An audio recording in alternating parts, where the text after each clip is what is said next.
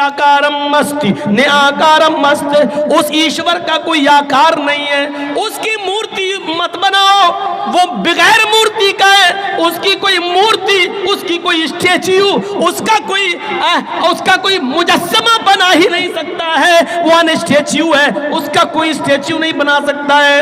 ओम निराकारम अस्ति, वो निराकार है, उसका कोई आकार है ही नहीं। हिंदू धर्म ने साफ कह दिया है कोई नहीं है जो तुम्हें कुछ दे सके। अल्लाह के अलावा कोई भी, ईश्वर के अलावा कोई भी देवी देवता नहीं है जो तुम्हें कुछ दे सके।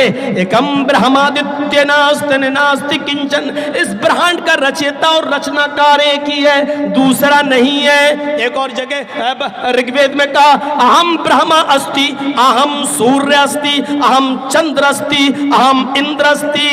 हम ही ब्रह्मा है, ब्रह्मांड के रचयिता और रचनाकार हम ही है। हम सूर्य अस्ति, दिन बनाने वाले और रोशनी पैदा करने वाले भी हम ही है। हम चंद्र अस्ति, रात लाने वाले और रात में रोशनी करने वाले और अंधेरा भी करने वाले हम ही है। हम इंद्र अस्ति, हम ही इंद्र है, सारे खजाने तुम्हें देने वाले भी हम ही है। जो कुछ भी मांगो हम ही से मांगो, हमारे अतिरिक्त, हमारे अलावा तुम्हें कोई कुछ नहीं दे सकता है।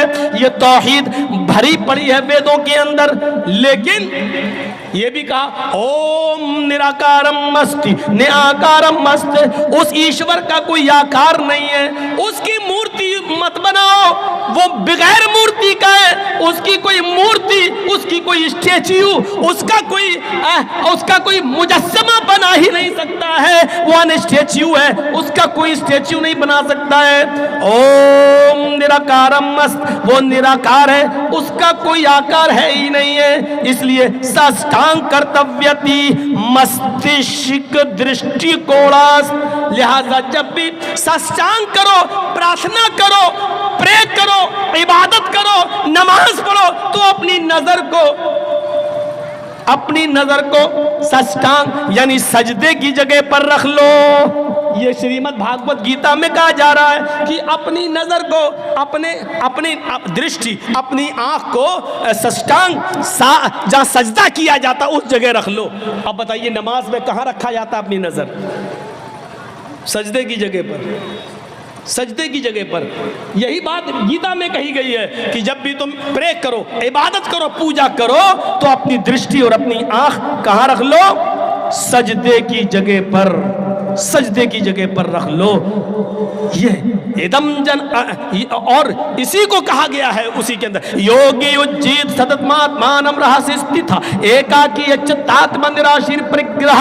जब पूजा करने खड़े हो जाओ, नमाज पढ़ने खड़े हो जाओ, इबादत के लिए खड़े हो जाओ, तो पूरे शरीर का योग कर लो, पूरे शरीर की पूजा करो, पूरे शरीर के अंग अंग की एक्सरसाइज करो। योग युज्जीत सततमात्मानम रहस्य स्थिता, और इसको हमेशा करते रहना, कभी मत छोड़ना, बराबर करते रहना, कभी मत छोड़ना। अगर एक टाइम की भी पूजा छोड़ दोगे, रहस्य स्थिता, तो धर्म से हट जाओगे, धर्म पे कायम नहीं रहोगे। एकाकी, एक ईश्वर के सामने खड़े हो जाना, यच्चतात्मा, और अपनी आत्मा को उसी की तरफ, अपने हृदय और दिल को उसी की तरफ लगा देना। निराशीर, सबसे निराश हो जाना, परिग्रह, लेकिन ऊपर वाले से निराश मत होना। परिग्रह, ऊपर वाला ही सब कुछ देने वाला है। यानी जब नमाज पढ़ने खड़े हो, एकाकी, तो एकाकी, एक अल्लाह के सामने खड़े हो जाओ, एकाकी यच्चतात्मा, और अपनी आत्मा को, अपने हृदय को वहीं लगा लो। यानी नमाज में इधर उधर मत देखो, दिल ऊपर अल्लाह की तरफ लगना चाहिए। इसी को अल्लाह के नबी ने फरमाया, ताबुदल्लाह कान्नका तराह, अल्लाह की इबादत जब करो तो ऐसे करो गोया कि तुम अल्लाह को देख रहे हो। फ़इन लम तकुन तराह फ़इन्नहु यराक। अगर ये तसव्वुर तुम्हारे अंदर ना आ सके तो फिर ये तसव्वुर आ जाए कि वो हमें जरूर देख रहा है। जब तुम ये सोचोगे कि अल्लाह हमें देख रहा है तो इबादत अच्छी तरीके से करोगे, अच्छी तरीके से नमाज पढ़ोगे, अच्छी तरीके से इबादत। अगर 5 बजे उसका शौहर खत्म खत्म हुआ है तो वो पहला दिन माना जाएगा औरत का, एक दिन। इसके बाद 4 महीने और 10 दिन। ये 4 महीने 10 दिन औरत की इद्दत के दिन क्यों शुमार किए गए आपको मालूम है? ताकि मरे हुए आदमी का हमल इस औरत के पेट में ना हो सकता है कि वो छिपा रही हो, हमल पेट में ना हो। 4 महीने 10 दिन की मुद्दत बहुत हो गई है। अगर उसके पेट में बच्चा होगा तो 4 महीने में इस औरत का पेट थोड़ा बहुत बाहर निकल आएगा, जिससे पता चल सकता है कि इसके पेट में फला आदमी का बच्चा है। अगर है तो जब तक बच्चा पैदा नहीं हो जाता तब तक उसकी इद्दत रहेगी, और अगर नहीं है तो 4 महीने 10 दिन के बाद ये औरत कहीं दूसरा निकाह करना चाहे तो कर सकती है, ताकि किसी दूसरे आदमी का, इस मरे हुए आदमी का बच्चा किसी दूसरे आदमी का नाम ना पा जाए। ये इस्लाम ने एक बाउंडेशन लगा दी है। बाउंडेशन बहुत सख्ती है इस मामले में। हाँ, खुला का मामला थोड़ा सा अलग है। एक चीज होती है मर्द तलाक देना नहीं चाहता, औरत तलाक लेने पर मुसिर है, नहीं हमें तलाक चाहिए, हमें नहीं रहना है तेरे पास। मान लीजिए बहुत सा शराबी जुआरी आदमी है, औरत नहीं रहना चाहती है और आदमी उसको तलाक नहीं देना चाहता, नहीं हम नहीं देंगे। ऐसी सूरत में औरत खुला लेती है। खुला ये होता है कि काजी को बिठाएगी या 4-5 आदमी को बिठाएगी और कहेगी कि मुझे इसके साथ नहीं रहना है, आप लोग गवाह रहिए, मैं खुला ले रही हूँ, ये तलाक नहीं दे रहा है। लिहाजा वो काजी निकाह फिस्क कर देगा और वो औरत अब आजाद हो गई। आदमी चाहे तलाक दे या न दे, औरत खुला ले ली है, अब ये आजाद हो चुकी है, लेकिन इसके बावजूद उसको 1 पीरियड, एक हैज तक रुकना पड़ेगा। वो दूसरी शादी नहीं कर सकती है जब तक कि उसको एक पीरियड नहीं आ जाता है। एक पीरियड का मतलब उसको, औरत को जो हर महीने जो हर औरत को जो खून ब्लड आता है, एक पीरियड, जब तक वो पीरियड नहीं आ जाता है तब तक वो दूसरा निकाह नहीं करेगी, और पीरियड आने के बाद फिर वो दूसरा निकाह कर सकती है। पीरियड आने का मतलब यह है कि वो हामिला नहीं है, यानी जिस आदमी से उसने खुला लिया है उसका बच्चा इसके पेट में नहीं पल रहा है। अब सोचिए इस्लाम ने कितनी बाउंडेशन लगाई है कि आपके पेट में पलने वाले बच्चे को उसके असली बाप का नाम मिले। वो बच्चा जब बाहर आए तो अपनी निस्बत अपने असली बाप की तरफ कर सके।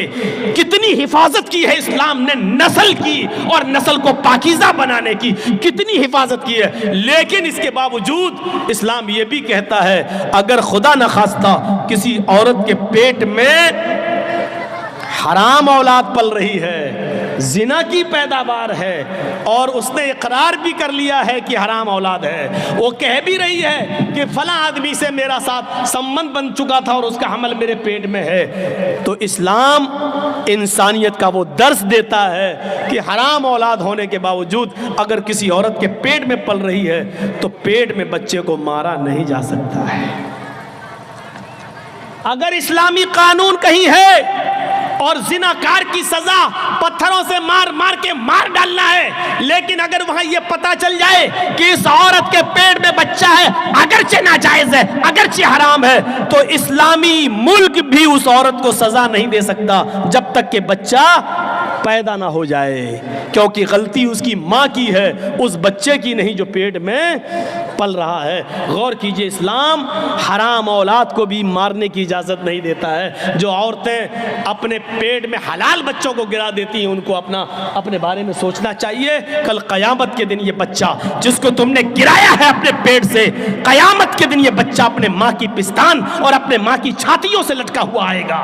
जा यौमल कयामती वो मुअल्लकुम बैन सदिय्या, वो बच्चा कयामत के दिन इस हाल में आएगा कि मुअल्लकुम बैन सदिय्या, अपने माँ की दोनों पिस्तान से लटका हुआ होगा, अपनी माँ की पिस्तान से दूध चूस रहा होगा, और अल्लाह कहेगा आए इस माँ की पिस्तान से दूध चूसने वाले बच्चे, क्या तेरी कोई शिकायत है? क्या तू कुछ बोलना चाहता है? क्या तुझे अपने रब से कुछ कहना है? अल्लाह उसको जबान देगा।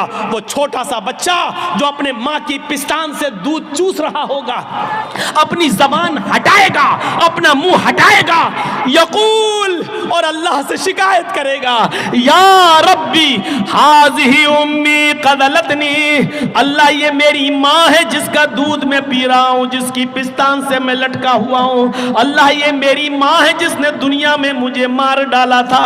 अल्लाह ये मेरी माँ है जिसने दुनिया में मुझे मुझे कत्ल कर दिया था।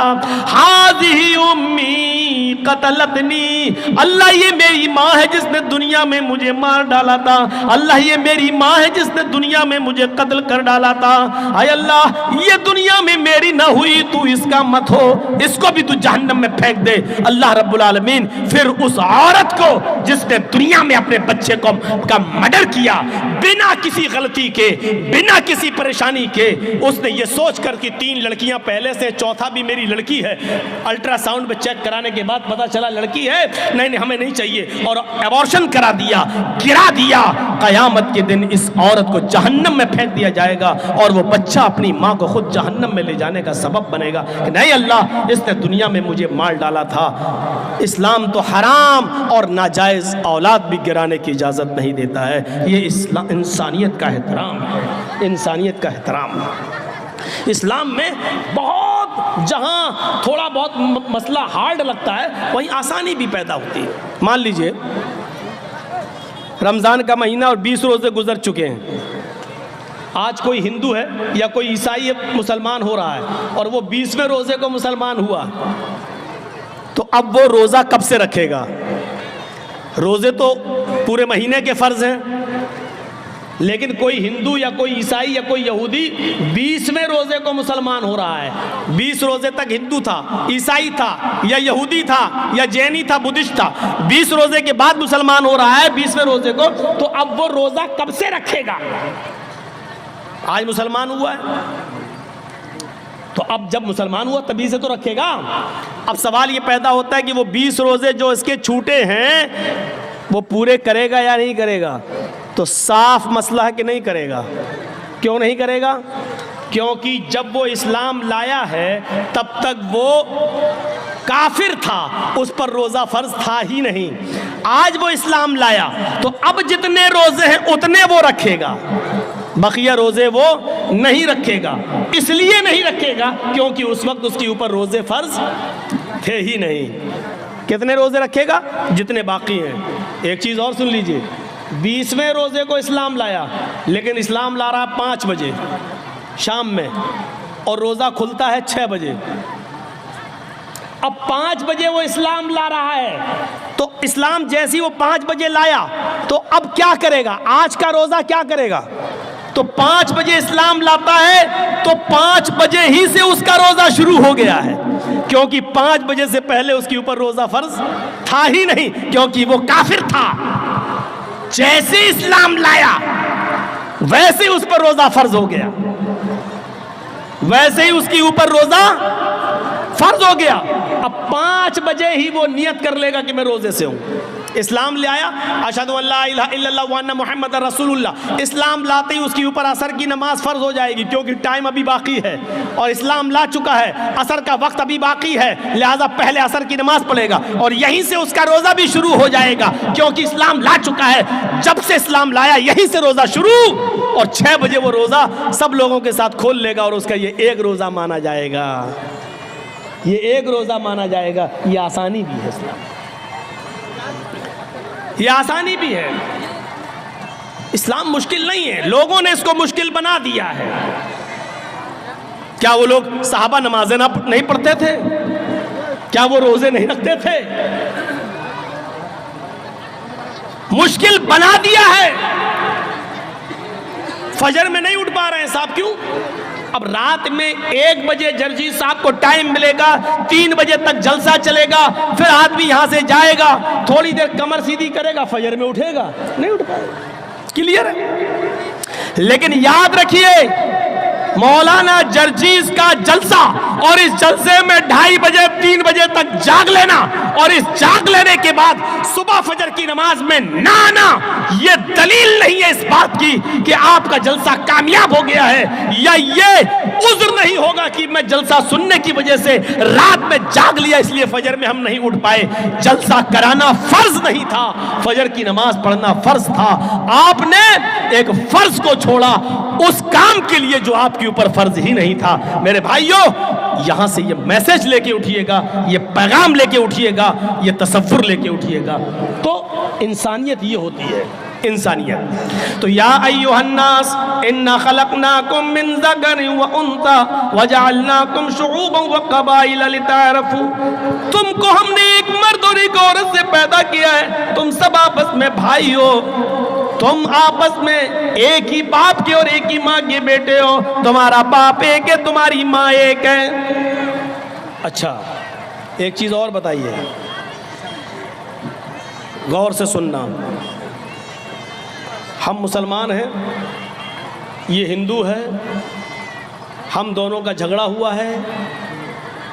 अब कोर्ट में गए तो जज साहब बैठे हैं, अगर मुसलमान है तो उनका दिल चाहता है कि हम मुसलमान की तरफ थोड़ा सा झुकाव कर दें, हिंदू है तो वो चाहता है थोड़ा सा हिंदू की तरफ झुकाव कर दें।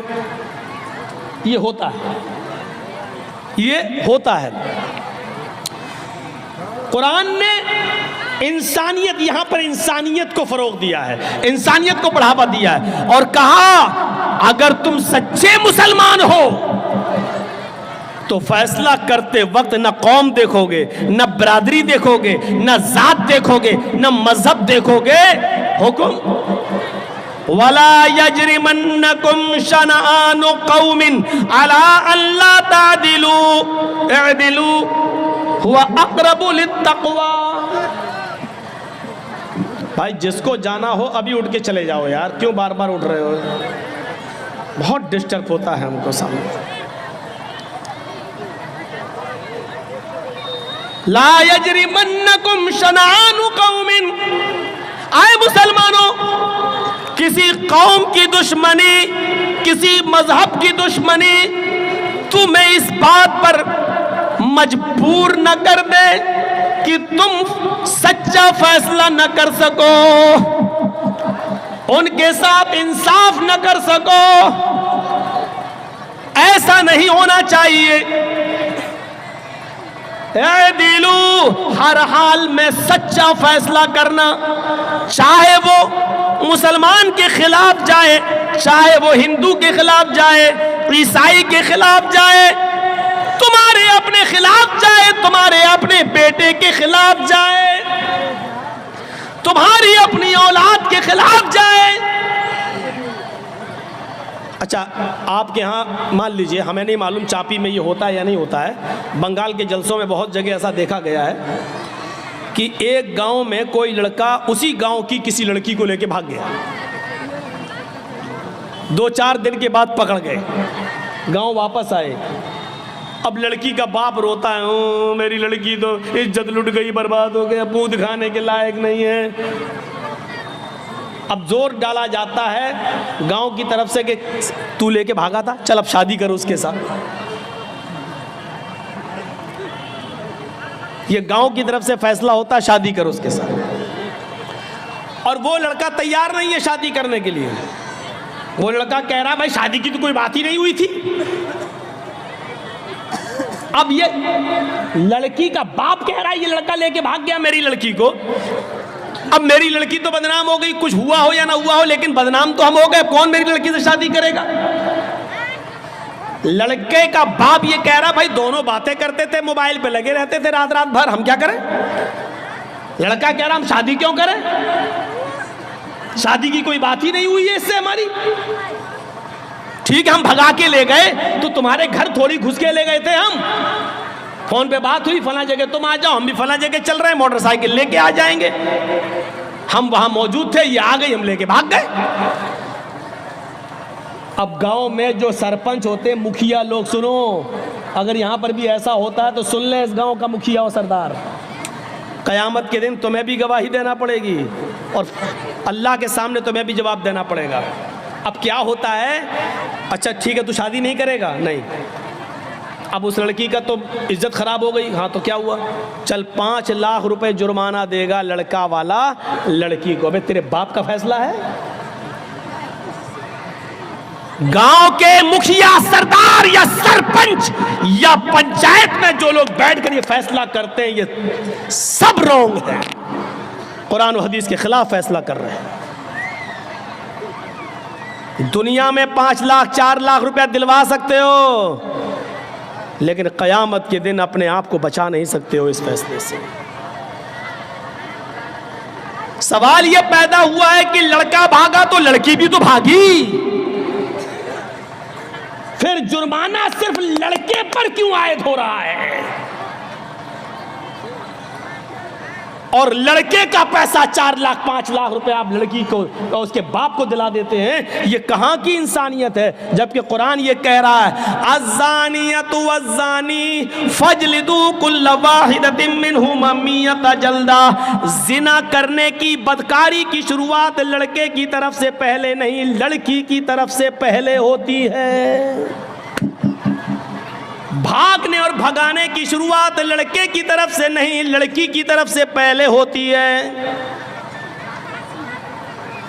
ये सुई है, ये धागा है, जर्जी साहब सुई में धागा डाल रहे हैं, लेकिन सुई को हम ऐसे हटा देते हैं, धागा जा ही नहीं सकता है। जब सुई अपनी जगह पर खड़ी है, कस से मस नहीं हो रही है, तब धागा उस सुई के अंदर चला जाएगा। ये साफ सरी दलील है, अगर लड़की अपने आप को बचाए तो लड़का कभी उसके साथ जिना कर ही नहीं सकता। मौलवी जर्जीस की बात इंडियन कानून के खिलाफ है, लेकिन कुरान और हदीस की रोशनी में है। जिना की शुरुआत अगर लड़की भागने के लिए तैयारी ना हो तो लड़का भगा ही नहीं सकता है। लड़की भागती नहीं। सवाल है साहब, मेरा लड़का, तुम्हारा लड़का मेरी लड़की भगा के ले गया, तू तो 18 साल तक पालता रहा, फिर तू अपनी अलमारी भी नहीं बचा सका। वो पैसा भी लेके भाग गई और सोना भी लेके चली गई, जेवर भी लेके चली गई। जब तू अपनी लड़की पर इतना कंट्रोल नहीं कर सका तो जुर्माना लड़के वालों पर लगाते हैं। और ये फैसला पंचायत करती है, गांव की सरपंच करता है, मुखिया करता है, सरदार करता है। ये फैसला जो कुरान और हदीस के खिलाफ है। शादी हो सकती है या नहीं वो एक अलग मसला है, वो अलग जाने दीजिए। सवाल यह है क्या जुर्माना लड़के के ऊपर आयद होगा, जबकि भागने में दोनों ने बराबर बराबर की भागीदारी ली है। कोई लड़का जबरदस्ती घर में घुसकर लेकर तो नहीं गया था। आपकी लड़की भी घर से निकली, लड़का भी निकला, दोनों निकले, एक हफ्ता गायब रहे, फिर आए, वो एक अलग मसला है। लिहाजा जुर्माना आयद होना चाहिए तो दोनों पर होना चाहिए, कोड़े पड़ना चाहिए तो दोनों पे पड़ना चाहिए, संसार होना चाहिए तो दोनों को होना चाहिए। अगर सजा मिलनी चाहिए तो दोनों को बराबर बराबर मिलनी चाहिए। आप यहाँ लड़के पर 5 लाख 2 लाख 3 लाख का जुर्माना लगाकर आप सजा नहीं दे रहे हैं, बल्कि लड़के से लड़की को अवार्ड दिलवा रहे हैं, इनाम दिलवा रहे हैं। अब गांव की और दूसरी लड़कियों को ये उत्साहन मिल रहा है कि हम भाग रहे हैं, अगर शादी होगी तब भी ठीक, और नहीं होगी तो 5 लाख रुपया में वैसे भी मिल जाएगा। इस 5 लाख रुपए में तो हम दूसरी शादी भी किसी और से अच्छी तरीके से कर सकते हैं। सुन लो, इस जुर्माने पर जिन लड़कियों के हौसले बढ़ते हैं उनका गुनाह भी इन पंचायतों के सर पर रखा जाएगा। वला यजरिमन्नकुम शनानु कौमिन अला अल्ला तादिलू। किसी कौम की दुश्मनी तुम्हें इस बात पर मजबूर न कर दे कि तुम अदल न करो, फैसला न करो। ऐसा नहीं होना चाहिए। ए दिलो हुआ क़रबुल तक़वा, हर हाल में इंसाफ करना, हर हाल में सच्ची बात कहना, चाहे वो किसी के भी खिलाफ हो। हजरत अली रजी अल्लाह ताला अन्हु की एक ज़िरा क्या होती है आपको बताऊं? ज़िरा होती है, जंग में जब लड़ा जाता था तो एक लोहे की कमीज़ की तरह या कुर्ते की तरह एक वो होता था, वो अपने गले में डाल लिया जाता था ताकि दुश्मन का तीर सीने में न लगे, उस लोहे पर लग जाए। तीर आए, खंजर आए, तलवार आए तो वो लोहे पर लगे, तो उसको बोलते थे ज़िरा। तो जंग में जाते थे तो ज़िरा पहन लेते थे साहबा। हज़रत अली की भी एक ज़िरा थी जो घर के बाहर रखी हुई थी। हज़रत अली अंदर चले गए, ज़िरा बाहर रखी रही। जब घर से बाहर आए तो ज़िरा गायब हो गई। पानी है? ठीक है, चलो आज पी लेता हूँ।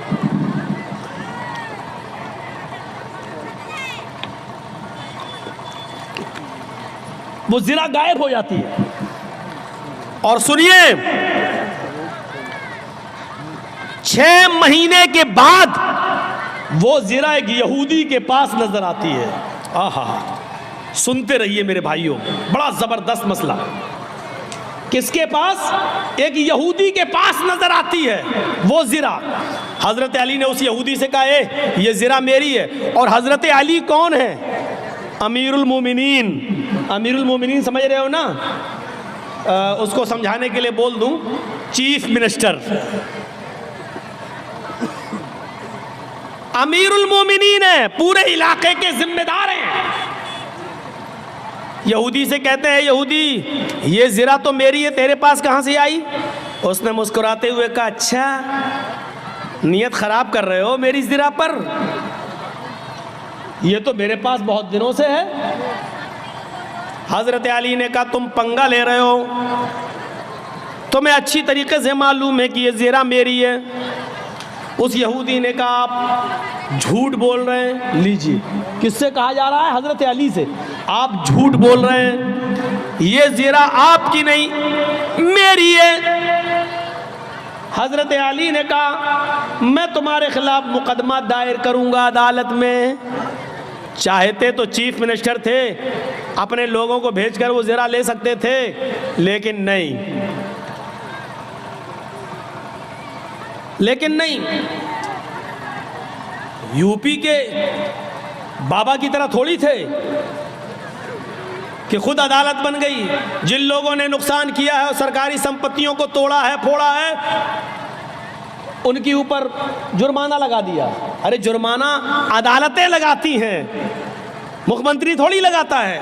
तब सुप्रीम कोर्ट ने जूता उतार के मारा खोपड़ी पर। अब बाल तो है नहीं, कहाँ लगा होगा वो जूता, अल्लाह बेहतर जाने। ऐसा जूता लगा, अकल ठिकाने आ गई, अकल ठिकाने।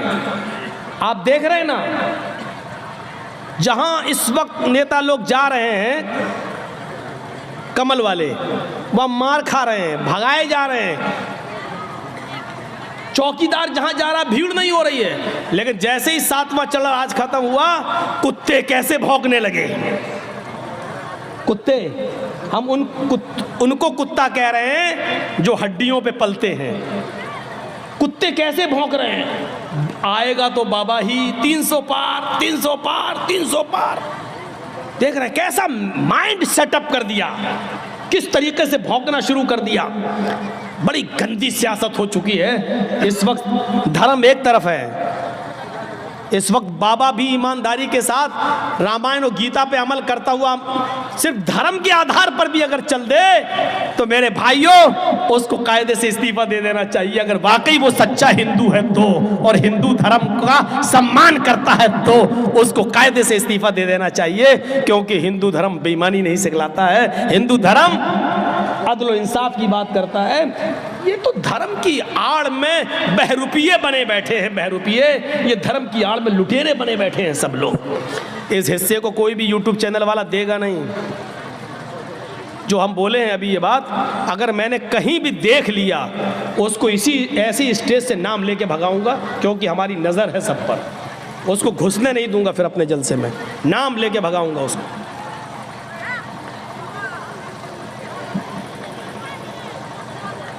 तो मैं अर्ज ये कर रहा था कि हजरत अली ने कहा मैं मुकदमा दायर करूंगा। उस यहूदी ने कहा कर दो मुकदमा, देखते हैं अदालत क्या फैसला करती है। हजरत अली ने मुकदमा दायर कर दिया। कहां? कोर्ट में, अदालत में। और जज कौन है? काजी शुरैह। और ये जज किसने बनाया? हजरत अली ने। जज किसका? अली ने बनाया। लेकिन जज बना जरूर रहे हजरत अली, लेकिन जज ने यह नहीं देखा कि मुझे जज बनाया किसने। जज का मतलब यह होता है कि मुझे अदल और इंसाफ को कायम रखना है। कुरान की इस आयत के पेश नजर के वला यजरिमन्नकुम शनानु कौमिन अला अल्ला तादिलु इदिलु हुवा अक़रबु लित्तक़वा। कभी किसी कौम की दुश्मनी तुम्हें गलत फैसला करने पर मजबूर न कर दे, सही फैसला करना, चाहे वो किसी के खिलाफ हो। उस यहूदी के पास नोटिस पहुंचा कि तुम्हें भी आना है। हजरत अली और यहूदी दोनों एक ही दिन पहुंचते हैं काजी शुरैह की अदालत में। काजी शुरैह की अदालत में ये ऐसा जज नहीं था जो हमारा चौकीदार बना देता है, इसलिए बाबरी मस्जिद का फैसला उनके पक्ष में चला जाता है, क्योंकि हमने आपका नमक खाया है तो नमक हलाली तो करना ही है। ये सिस्टम नहीं था वहाँ। हजरत अली रजी अल्लाह ताला अन्हु भी कोर्ट में मौजूद है, एक कटघरे में खड़े हैं, यहूदी भी दूसरे कटघरे में खड़ा है। पूछा है अली, मुकदमा आपने दायर किया, बताओ क्या प्रॉब्लम है? कहा इस यहूदी के पास एक ज़िरा है, वो ज़िरा मेरी है, और यहूदी कहता है कि वो ज़िरा मेरी है, लिहाजा इस यहूदी से वो ज़िरा मुझे दिलवाई जाए। काजी साहब ने कहा है यहूदी, हजरत अली कह रहे हैं कि वो ज़िरा मेरी है, तुम इसके बारे में क्या कहना चाहते हो? उस यहूदी ने कहा हजरत अली झूठ बोल रहे हैं, ज़िरा मेरी है, इस वक्त मेरे पास है, मैं अदालत के बाहर रख कर आया हूँ।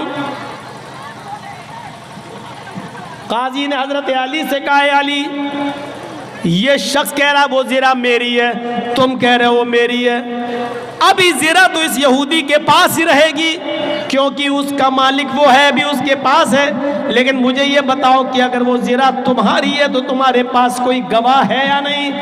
उस गवाह को बुलाओ, मैं उससे पूछूं उस ज़िरा में क्या क्या तुमने देखा है और किस बुनियाद पर कहते हो कि वो अली की ज़िरा है।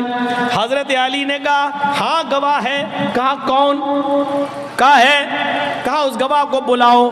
जब गवाह को बुलाया गया तो वो गवाह हजरत अली के बेटे हजरत हसन थे।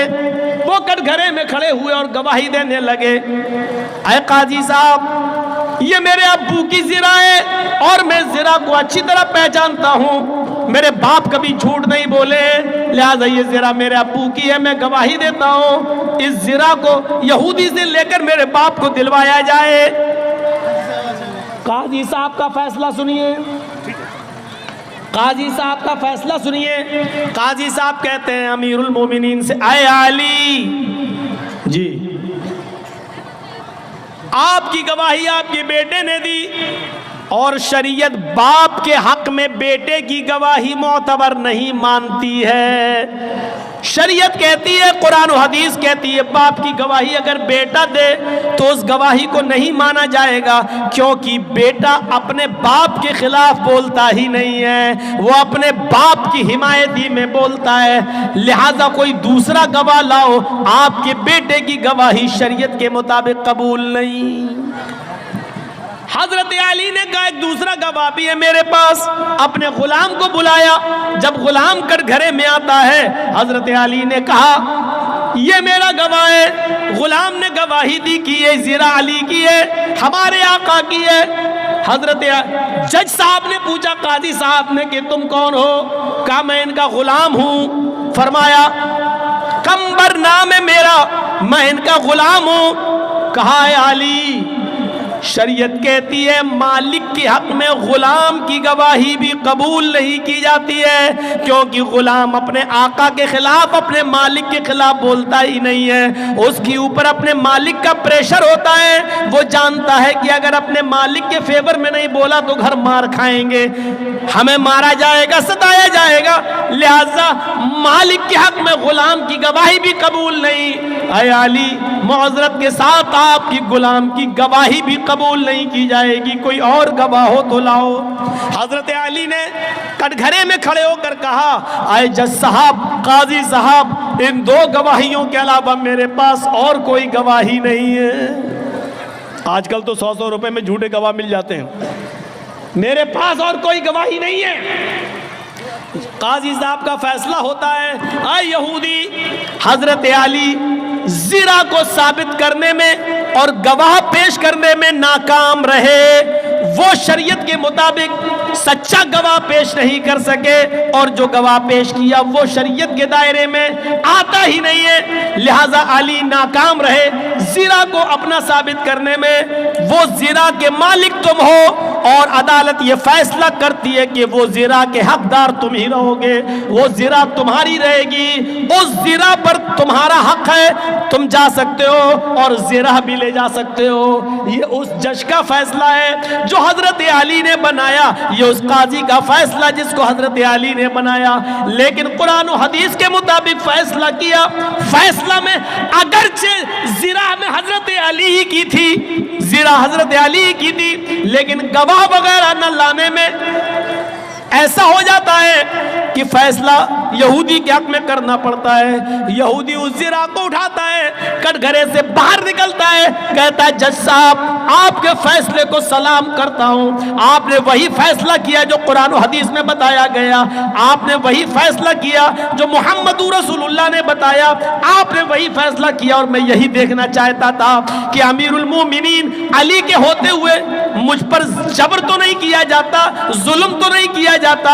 आपकी अदालत ने और अली ने यह साबित कर दिया है कि यहां पर जुल्म और ज्यादती का कोई शायबा भी नहीं पाया जाता है। अब मेरा फैसला सुन लीजिए जज साहब, काजी साहब, हजरत अली सच्चे हैं, ये जिरा हजरत अली ही की है, ये दरवाजे के बाहर रखी हुई थी, कोई नहीं था, मैं इसको उठा लाया, 6 महीने तक मैंने इसको छिपाया और एक दिन जानबूझकर 6 महीने के बाद मैं अली के सामने आ गया ताकि अली मेरी जिरा को देख ले, फिर देखें क्या रिएक्शन लेते हैं। फिर सारी प्रतिक्रिया अदालत के मुताबिक चलती है और हमने देखा इस पूरे मामले में जुल्म और सितम नहीं होता है, लिहाजा ये जिरा अली की है, मैं अली को दे रहा हूं। और आज इस बात का इकरार भी करता हूं कि आपने कुरान और हदीस के मुताबिक सच्चा फैसला सुनाया। आज इस्लाम से मैं भी अपना रिश्ता जोड़ रहा हूं। अशहदु अल्ला इलाहा इल्लल्लाह व अशहदु अन्ना मुहम्मदन अब्दुहु व रसूलुहु, ये कलमा पढ़कर हजरत अली इस्लाम के सामने वो यहूदी इस्लाम ले आता है। यहां से आप अंदाजा लगाइए कि हजरत अली के खिलाफ फैसला हो रहा है, हजरत अली के खिलाफ फैसला हो रहा है, तो किसी की दुश्मनी तुम्हें इस बात पर मजबूर न कर दे कि तुम उसके साथ नाइंसाफी करो। नाइंसाफी नहीं होनी चाहिए। अमर इब्न आस के लड़के ने मुल्क के शाम के अंदर एक यहूदी बच्चे को इस बात पे थप्पड़ मार दिया था। कोई बात 3 बजे रात में नहीं होता, नहीं होता है 3 बजे रात में कोई गैर मुस्लिम नहीं होता, ये सब बकवास है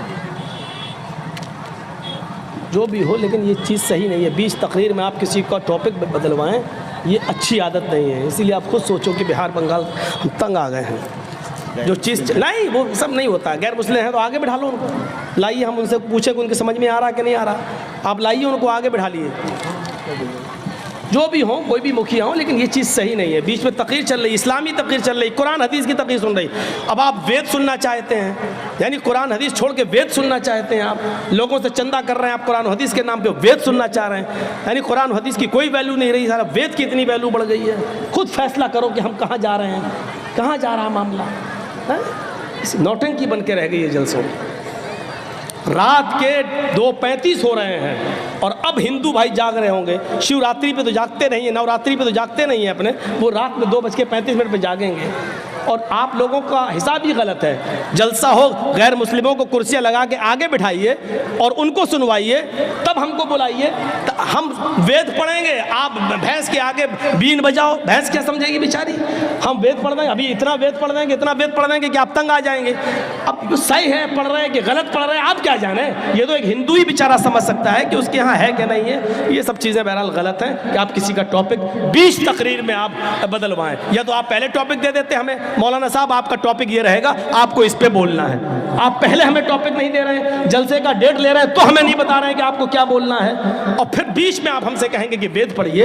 ये चीज़ सिस्टम सही नहीं है। अब यहाँ से हम वेद कहाँ से घुसेड़ना बताइए तो आप।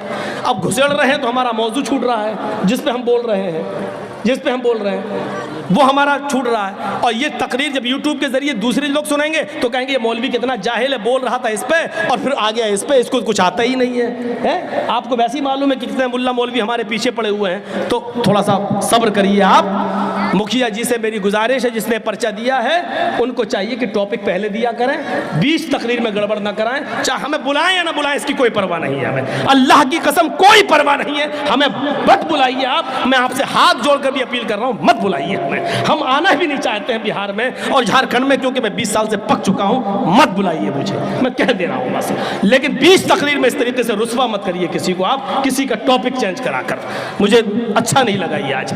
तो सुनिए मेरे भाइयों, जो बात मैं बोल रहा था वो ये कि अमर इब्न आस के लड़के को इस बात पे, यहूदी लड़के को कोड़ा मार दिया कि तेरा घोड़ा मेरे घोड़े से आगे कैसे निकला, एक थप्पड़ मार दिया।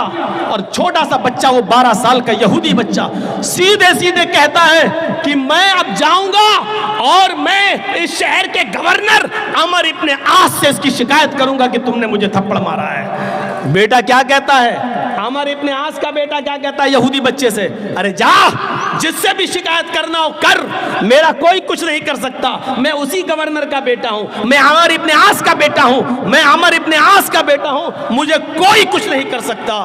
फिर यहूदी बच्चे की हिम्मत नहीं हुई, भाई गवर्नर का बेटा है, अब क्या होगा।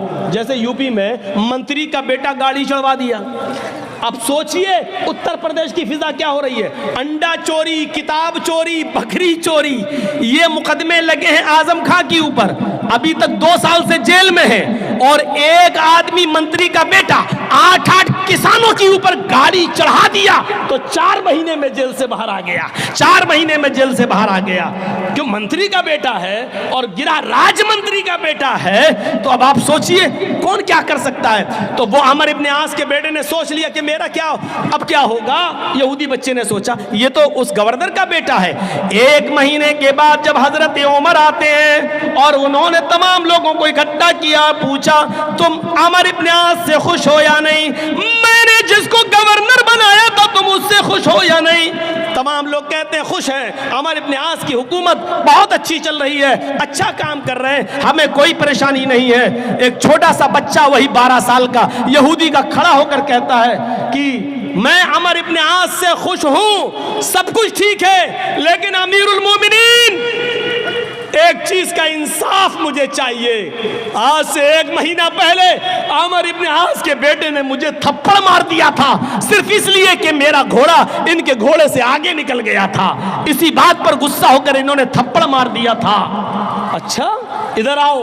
उस 12 साल के बच्चे को बुलाया और यहूदी बच्चे को बुलाया, इधर आओ, अपनी गोद में बिठाया, पूरी बात बताओ। पूरी बात बताई, कहा कि अमर इब्न आस के बेटे ने मारा।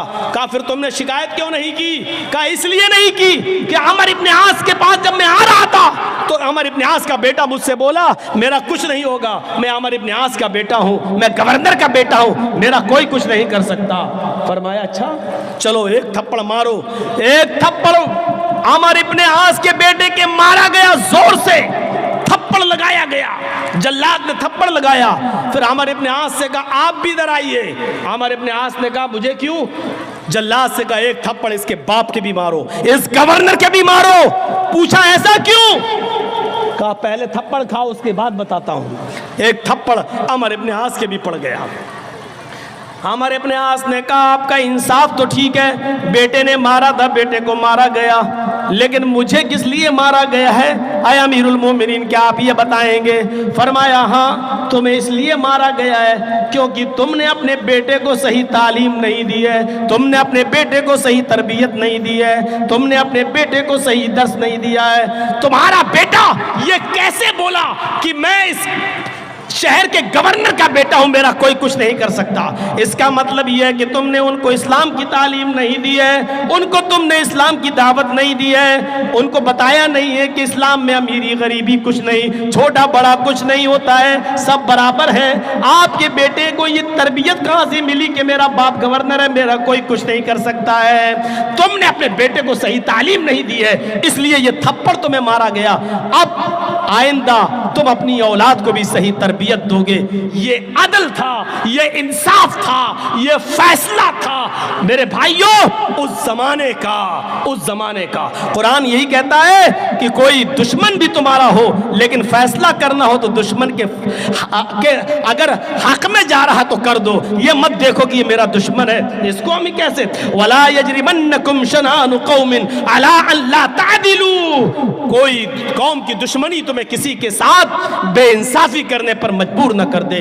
एक और चीज कुरान कहता है, कुरान ने ये बात बताई है और इस बात पर हम आपकी बात थोड़ा सा रख लेंगे, वेदों के मंत्र भी चलो इसमें हम थोड़े से जोड़ देंगे मेरे भाइयों। यहां पर कुरान ने दुश्मनी की एक वजह यह बताई है कि दुश्मनी कब होती है लोगों के दरमियान, उसके जड़ को खत्म कर दिया है। और उसके जड़ को खत्म करते हुए क्या कहा, वला तसुब्बुल्लज़ीना यदऊन मिन दूनिल्लाहि फयसुब्बुल्लाह अदवन बिगैरि इल्म। तुम दूसरों के माबूदों को बुरा भला मत कहो, तुम दूसरों के बुजुर्गों को बुरा भला मत कहो, तुम दूसरों के बुजुर्गों को गाली मत दो। फयसुब्बुल्लाह, जवाब में वो तुम्हारे अल्लाह को गाली देंगे। भाई तुम, अल्लाह के नबी ने फरमाया तुम किसी की माँ को गाली मत दो। तो साहबी ने पूछा अल्लाह के रसूल, अल्लाह के नबी ने कहा कि तुम अपनी माँ को गाली मत दो। तो साहबी ने कहा अल्लाह के रसूल अपनी माँ को गाली कौन देगा, ऐसा कौन नालायक बेटा होगा जो अपनी माँ को गाली देगा। तो अल्लाह के नबी ने कहा तुम किसी की माँ को गाली दोगे, किसी को उसकी माँ की गाली दोगे, जवाब में वो तुम्हें तुम्हारी माँ की गाली देगा, तो इसका मतलब क्या हुआ कि तुमने अपनी माँ को गाली दी। न तुम उसकी माँ को गाली देते, न वो जवाब में तुम्हारी माँ को गाली देता। तो गोया कि तुमने खुद अपनी माँ को गाली दी है। कितनी अच्छी बात है, बताइए इतनी अच्छी बातों को छोड़कर आप ओम भोम सुनना चाहते हैं, समझ से बाहर की बात है। तुम दूसरों के बुजुर्गों को गाली मत दो, दूसरों के खुदाओं को गाली मत दो, वरना वो तुम्हारे असली खुदा को गाली देंगे। आप राम को या लक्ष्मण को या ईसा को या मूसा को, पहली बात तो कोई मुसलमान ईसा मूसा को बुरा कह ही नहीं सकता, क्योंकि वो मुसलमानों का अकीदा कि वो भी हमारे नबी हैं, अल्लाह ने नबी बनाकर भेजा।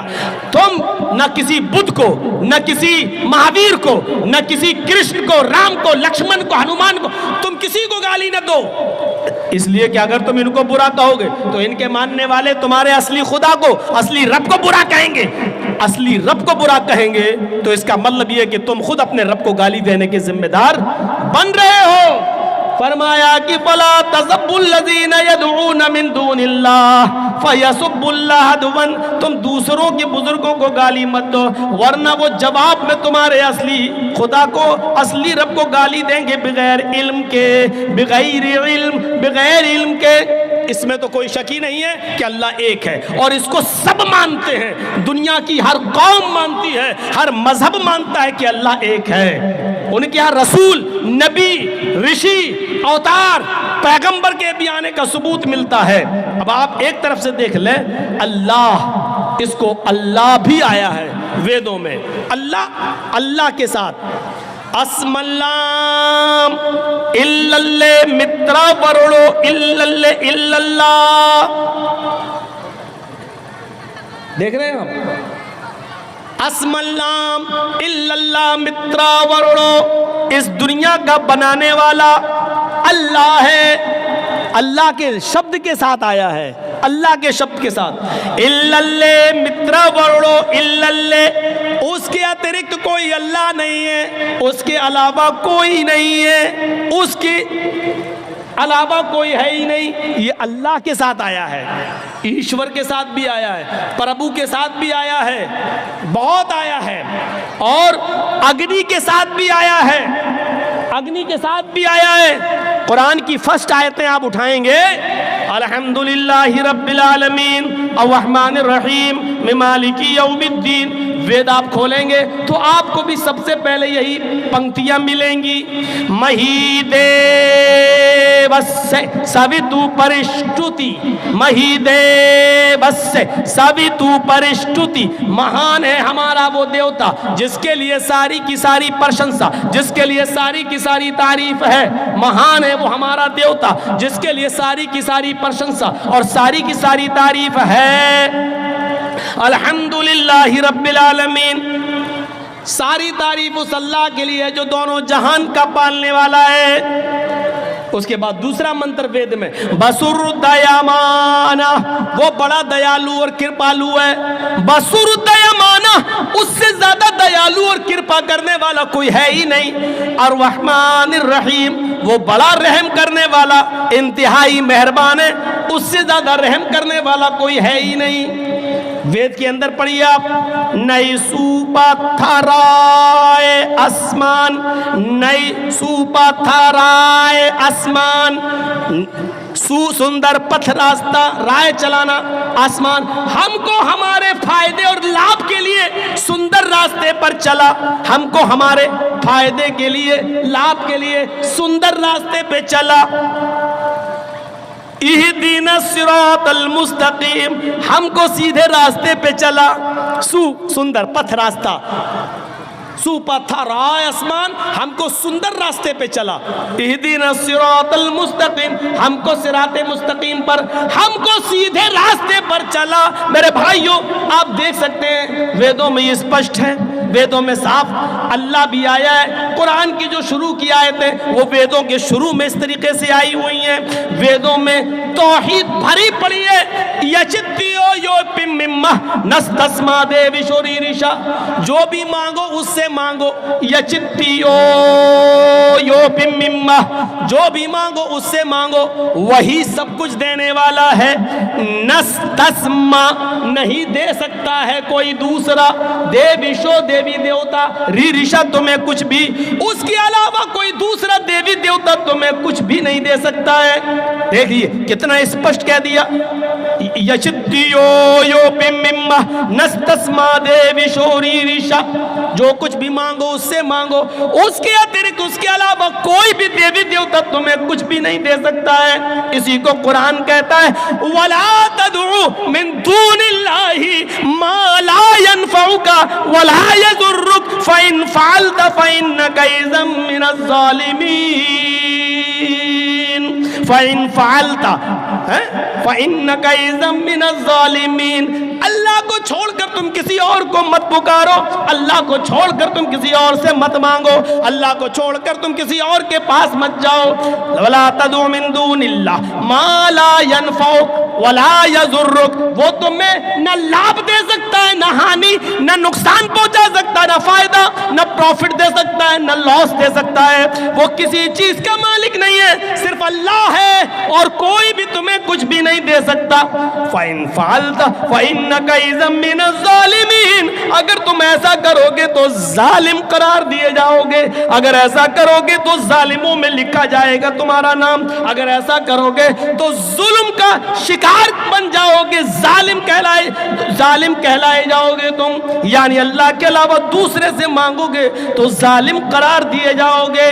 ये वेदों में लिखा हुआ है कि जो कुछ मांगना है ऊपर वाले से मांगो, जो कुछ भी मांगना अल्लाह से मांगो, उसके अलावा अगर किसी और के सामने अपना दामन फैलाओगे तो जालिम लिखे जाओगे, जालिम करार दिया गया है। इसी को कुरान दूसरी जगह कहता है, इन्नल्लज़ीना तदऊन मिन दूनिल्लाहि लन यख्लुकू ज़ुबाबन वला इज्तमऊ लहू, अल्लाह को छोड़कर तुम जिनको पुकार रहे हो, जिनसे बेटा बेटी मांग रहे हो, जिनके आस्थानों पे जा रहे हो, वो सब मिलकर एक मक्खी भी पैदा करने की ताकत नहीं रखते। लन यख्लुकू ज़ुबाबन, वो एक मक्खी भी पैदा करने की ताकत नहीं रखते, एक मक्खी भी पैदा नहीं कर सकते, इतने कमजोर है वो, मक्खी पैदा नहीं कर सकते। अरे मक्खी अगर कुछ लेके उड़ जाए तो ये सब पकड़कर उस मक्खी से वो चीज छीन भी नहीं सकते। वइन यस्लुबहुमुज़्ज़ुबाबु शैअन ला यस्तनक़िज़ूहु मिन्हु, उससे वो चीज छीनने की, वापस लेने की भी ताकत नहीं रखते। ये इस्लाम का नजरिया है। और उधर हिंदू धर्म ने साफ कह दिया है, कोई नहीं है जो तुम्हें कुछ दे सके, अल्लाह के अलावा कोई भी, ईश्वर के अलावा कोई भी देवी देवता नहीं है जो तुम्हें कुछ दे सके। एकम ब्रह्मादित्य नास्ति किंचन, इस ब्रह्मांड का रचयिता और रचनाकार एक ही है, दूसरा नहीं है। एक और जगह ऋग्वेद में कहा, अहम ब्रह्मा अस्ति, अहम सूर्य अस्ति, अहम चंद्र अस्ति, अहम इंद्र अस्ति, हम ही ब्रह्मा है, ब्रह्मांड के रचयिता रचयिता और रचनाकार हम ही हैं। हम सूर्य अस्ति दिन बनाने वाले और रोशनी पैदा करने वाले भी हम ही हैं। हम चंद्र अस्ति रात लाने वाले और रात में रोशनी करने वाले और अंधेरा भी करने वाले हम ही हैं। हम इंद्र अस्ति हम ही इंद्र हैं। सारे खजाने तुम्हें देने वाले भी हम ही हैं। जो कुछ भी मांगो हम ही से मांगो, हमारे अतिरिक्त हमारे अलावा तुम्हें कोई कुछ नहीं दे सकता है। ये तौहीद भरी पड़ी है वेदों के अंदर। लेकिन ये भी कहा ओम निराकारम अस्ति निराकारम अस्ति, उस ईश्वर का कोई आकार नहीं है, उसकी मूर्ति मत बनाओ, वो बगैर मूर्ति का है। उसकी कोई मूर्ति, उसकी कोई स्टैच्यू, उसका कोई मुजस्समा बना ही नहीं सकता है। वो अनस्टैच्यू है, उसका कोई स्टैच्यू नहीं बना सकता है। ओम निराकारम अस्ति, वो निराकार है, उसका कोई आकार है ही नहीं है। इसलिए साष्टांग कर्तव्यति मस्तिष्क दृष्टिकोणास, लिहाजा जब भी साष्टांग करो, प्रार्थना करो, प्रे करो, इबादत करो, नमाज पढ़ो, तो अपनी नजर को साष्टांग यानी सजदे की जगह पर रख लो। ये श्रीमद् भागवत गीता में कहा जा रहा है कि अपनी नजर को, अपनी दृष्टि, अपनी आंख को साष्टांग जहां सजदा किया जाता उस जगह रख लो। अब बताइए नमाज में कहां रखा जाता अपनी नजर? सजदे की जगह पर, सजदे की जगह पर। यही बात गीता में कही गई है कि जब भी तुम प्रे करो, इबादत करो, पूजा करो, तो अपनी दृष्टि और अपनी आंख कहां रख लो? सजदे की जगह पर, सजदे की जगह पर रख लो। ये इदम जन, और इसी को कहा गया है उसी के अंदर, योगी उज्जीत सततमात्मानम रहस्य स्थिता एकाकी अच्युतात्म निराशीर परिग्रह। जब पूजा करने खड़े हो जाओ, नमाज पढ़ने खड़े हो जाओ, इबादत के लिए खड़े हो जाओ, तो पूरे शरीर का योग कर लो, पूरे शरीर की पूजा करो, पूरे शरीर के अंग अंग की एक्सरसाइज करो। योग युज्जीत सततमात्मानम रहस्य स्थिता, और इसको हमेशा करते रहना, कभी मत छोड़ना, बराबर करते रहना, कभी मत छोड़ना।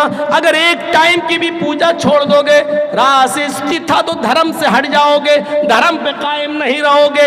एकाकी, एक ईश्वर के सामने खड़े हो जाना, यच्चतात्मा, और अपनी आत्मा को उसी की तरफ, अपने हृदय और दिल को उसी की तरफ लगा देना। निराशीर, सबसे निराश हो जाना। परिग्रह, लेकिन ऊपर वाले से निराश मत होना। परिग्रह, ऊपर वाला ही सब कुछ देने वाला है। यानी जब नमाज पढ़ने खड़े हो, एकाकी, तो एकाकी, एक अल्लाह के सामने खड़े हो जाओ। एकाकी यच्चतात्मा, और अपनी आत्मा को, अपने हृदय को वहीं लगा लो। यानी नमाज में इधर उधर मत देखो, दिल ऊपर अल्लाह की तरफ लगना चाहिए। इसी को अल्लाह के नबी ने फरमाया, ताबुदल्लाह कान्नका तराह, अल्लाह की इबादत जब करो तो ऐसे करो गोया कि तुम अल्लाह को देख रहे हो। फ़इन लम तकुन तराह फ़इन्नहु यराक, अगर ये तसव्वुर तुम्हारे अंदर ना आ सके तो फिर ये तसव्वुर आ जाए कि वो हमें जरूर देख रहा है। जब तुम ये सोचोगे कि अल्लाह हमें देख रहा है, तो इबादत अच्छी तरीके से करोगे, अच्छी तरीके से नमाज पढ़ोगे, अच्छी तरीके से इबादत करोगे। वेदों में अल्लाह का नाम, वेदों में नबी का नाम, वेदों में कुरान का नाम, वेदों में आखिरत का, कयामत का जिक्र वेदों में भरा पड़ा है मेरे भाइयों। लेकिन 20 साल की वेदों से भरी जिंदगी और 20 साल से संस्कृत और रामायण गीता सुनाने के बाद भी हम इस नतीजे पर नहीं पहुंचे कि इतना सुनाने के बाद एक गैर मुस्लिम को भी मुसलमान बनाया जा सका हो। मेरे प्यारे साथियों, 20 साल से वेद पढ़ रहे हैं, 20 साल से तकरीरें वेद और रामायणों पर हो रही हैं, लेकिन 20 साल की जिंदगी में एक भी बिहार, बंगाल की सरजमीन पर एक भी आदमी ऐसा नहीं आया जो वेद और रामायण सुनकर ये कहा हो कि हम इस्लाम ला रहे हैं, हम मुसलमान हो रहे हैं। क्योंकि मेरे भाइयों, हमने सही टाइम का इंतखाब नहीं किया है। जिस वक्त हमारे गैर मुस्लिम भाई सुनना चाहते हैं उस वक्त आप सुनाना नहीं चाहते हैं। हमारे उत्तर प्रदेश में अभी तो खैर इलेक्शन का दौर है, 1 साल पर शायद प्रोग्राम नहीं हो रहा है। बम्बई वगैरह चले जाइए तो गैर मुस्लिमों के लिए जलसे होते हैं, करते हैं, तो वहाँ क्या करते हैं, उनके लिए आगे कुर्सियाँ बिछा दी जाती हैं आगे, और उनको सवाल जवाब करने की पूरी परमिशन होती है। 1 घंटा मैं बोलता हूँ, तकरीर करता हूँ, और 1 घंटे के बाद आधे घंटे का टाइम उन गैर मुस्लिमों को दिया जाता है। आपको अगर कोई सवाल करना हो तो आप सवाल कर सकते हैं। तो वो अच्छा लगता है, वहाँ सुनाया जा रहा है, वो आगे बैठे हैं, वहाँ मंत्र नंबर, पेश नंबर, सफ़ा नंबर, कांड नंबर, सूक्त नंबर, श्लोक नंबर सब बताने में अच्छा लगता है, और फिर उनका सवाल भी होता है और उसके जवाब भी देने में अच्छा लगता है। मेरे भाइयों, यहाँ एक रस्म बनी है बस।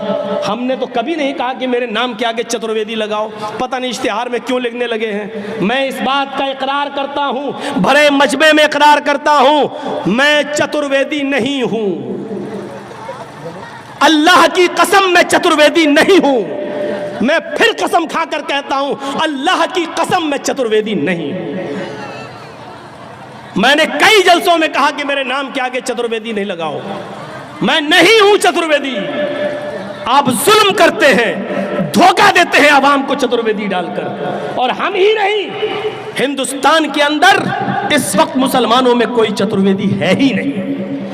कोई भी किसी भी मौलवी को बुला लो, नाम लिख सकते हो इश्तिहार में चतुर्वेदी, लेकिन चतुर्वेदी नहीं। चतुर्वेदी कहते हैं जो किसी यूनिवर्सिटी में चारों वेदों को पढ़कर वहां की डिग्री लेकर आया हो। जैसे कोई मौलाना मदरसे में पढ़े बगैर आलिम नहीं हो सकता, उसी तरीके से कोई आदमी किसी हिंदू की शास्त्र पढ़े बगैर और हिंदुओं के इदारे में पढ़े बगैर, चारों वेद पढ़े बगैर कोई चतुर्वेदी नहीं हो सकता है।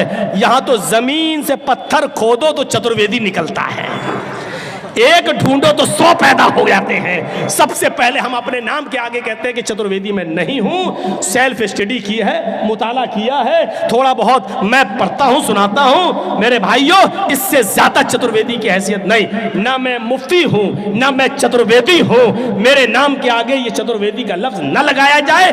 कई जगहों पर मैंने कहा, आज भी कह देता हूं कि चतुर्वेदी का लफ्ज मेरे नाम के आगे नहीं लगाया जाए। ये धोखा होगा आवाम को चतुर्वेदी का लफ्ज निकालकर। हम चतुर्वेदी नहीं है, एतराफ करते हैं। कोई अगर मुझे जाहिल कहता है तो कहता रहे, कोई मुझे अनपढ़ और गवार समझता है तो समझता रहे, ये उसकी अकल पर डिपेंड करता है। लेकिन मुझे इस बात का एतराफ और स्वीकार करने में कोई शर्म पैदा नहीं हो रही है। अल्लाह की कसम मैं चतुर्वेदी नहीं हूं। तो मेरे भाइयों, आपके कहने पर मैंने इतने मंत्र पढ़ दिए हैं, वो मंत्र मेरे खुद समझ में नहीं आए, रात के 3 बजे सुना रहा हूं, तो आपके क्या समझ में आए होंगे अल्लाह ही बेहतर जाने।